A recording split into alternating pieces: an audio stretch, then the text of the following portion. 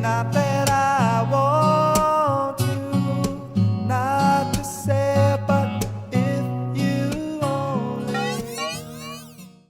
Y después veo tamén, pues, Claudio, un estudio. Javier Gómez Vila e María del Mar Neira recolleron na noite do venres o Premio de Investigación Condado de Pallares, o seu traballo sobre a cultura castrexa e galaico-romana no Condado de Pallares destacou pro xurado desta 9ª edición do certame, un acto celebrado na Casa de Cultura de Guntín, en no que non faltaron os alcaldes de Guntín, Chantada e Taboada, así como Anxo Lorenzo en representación do Departamento de Cultura da Xunta de Galicia, a directora de Abanca en Chantada como representante doutra das entidades promotoras deste premio e representantes da Deputación de Lugo, como non tamén da Asociación de Amigos do Mosteiro de Ferreira de Pallares, o colectivo impulsor do certame.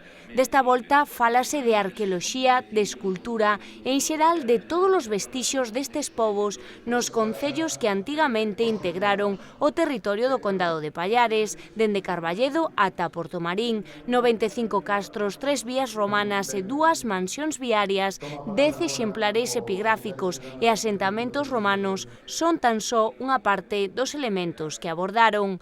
Gómez Vila e Neira son docentes no Instituto Nosa Señora de Ollos Grandes da cidade de Lugo. O que fixemos foi facer un análise e facer unha prospección e unha investigación de todos esos restos. Restos que hai moitísimos restos, porque as terras do Condado de Pallares, de Portomarín, de Taboada, de Chantada, de Guntín e de Carballedo, pois que son riquísimas nesa época romana. O que fixemos foi facer un análise de se realmente estaban ben catalogados e se realmente tiña que ser así. En algúns casos sí, estaban perfectos, en outros casos ofrecemos certas variacións, certas modificacións, non? Por exemplo, un Torques, por exemplo, que apareceu ao lado de Chantada e no Castro de Esmorís, que queda ali tal, pois poñía en algúns sitios, poñía que está no Museo de Lugo, non? Entón, os señores do Castro de Esmorís dixeron, non, este Torques non está no Museo de Lugo, xa eles se deron conta, non, foi vendido a un anticuario e tal. Dixemos, que curioso, non? Porque aparece que está no Museo de Lugo. Fomos ao Museo de Lugo e allí un Torques do Castro de Esmorís de Chantada, non, aquí non hai nada deso. Entón, bueno, fixemos, é certo isto que aparece por aí. Bueno, entón, pois eso, en outros casos atopamos cousas novedosas, cousas distintas, sobre todo en San Román da Retorta. San Román da Retorta, que está aquí arriba no norte do concello de Guntín, pasa unha vía romana, pasa o camiño primitivo de Santiago, e San Román da Retorta é unha zona que está moi pouco explorada, pero ten moitísimos restos romanos. Restos baixo terra, tégulas e elementos repartidos por casas particulares que poden datar do século IV e V e que fan pensar a estes estudosos que ali estaba asentado un pobo romano chamado Marcie. Este amplísimo estudo nace dunha bella colaboración destes dous profesores noutros traballos relacionados coa arqueoloxía. María del Mar Neira ven do ámbito das matemáticas. Gracias a Javier, que me invitou a colaborar con él, en parte das súas investigacións. Ora, xa son arqueóloga aficionada, buscando tébulas e restos romanos nos castros. E, bueno, él necesitaba alguén que fixera cálculos, que fixera máis a parte de cálculos, e a hora de calcular as poblacións dos castros, solicitou unha axuda, xa fai tempo, xa noutras investigacións, seguimos colaborando, gustoume moito isto, e entón, ora formamos aí un equipo, complementamos, facemos unha cousa outra, moitas cousas en conxunto, e o resultado este traballo que hoxe temos aquí, que presentamos hoxe.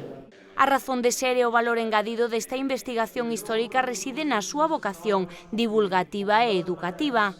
Eu creo que o que lle falta ao mundo da investigación histórica, da cultura e tal, é dalo a coñecer. Fixemos unha páxina web entre os dous para divulgar todos esos restos, porque estamos convencidos de que, é unha maneira de poñer en valor, non, os restos que temos aí. Isto non é unha cousa que vai a quedar esquecida, porque agora mesmo xa temos a páxina web funcionando. Unha páxina web que, temos todos os restos colocados nun mapa, un mapa que podes levar no móvil, que pode valer para os propios veciños, para que digan, pero onde está o castro ese? Que din, onde está? Pois mira, está ali, non? Porque é a maneira que creemos que é de conservalo.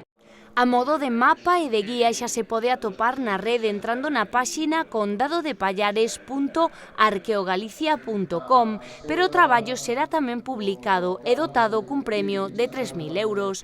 Contén interesantes datos de toda a comarca que destacan máis se cabe algún dos recursos patrimoniais como o Castro Candaz ou o Castro de Centulle. Os cóvados de Belesar, por exemplo, que é espectacular, a calzada romana que sube por allí, pues está ali marcada. Onde queda a calzada? Pois xa non fai falta preguntar aos señores de por ali, que tamén é moi agradable, que o saben todo, pero tamén o temos no móvil, que, parece unos interesante. Aplicación práctica e dos tempos de hoxendía. E que concluídes alrededor do estado de conservación de todo isto?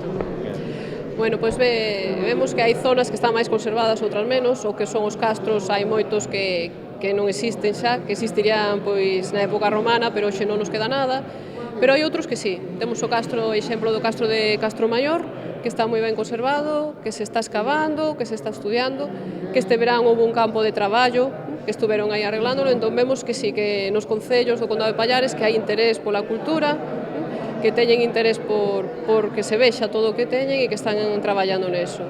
Hai restos e hai asentamentos realmente interesantes. Eu vou poñer só, por exemplo, un caso que está moi preto de Chantada, un sitio que se chama Quintada Grade.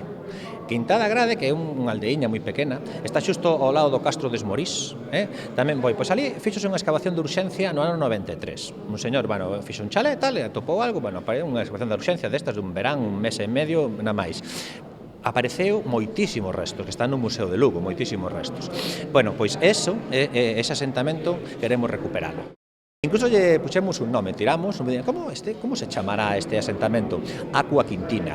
Aqua Quintina. Quintada Grade, Aqua Quintina, Quintada Grade, moi cerquiña de Chantada. A ver se conseguimos levantalo para arriba. Aqua Quintina foi unha encrucillada de camiños do que ía de Lugo cara a Braga polo campamento romano de Aquis Querquenis e do que desde aquí partía cara a Montefurado en Quiroga polos cóvados de Belesar. Apelan ás administracións a investir no mantemento e recuperación do que tamén son recursos. Este é seguramente tan só o inicio dun proxecto con continuidade.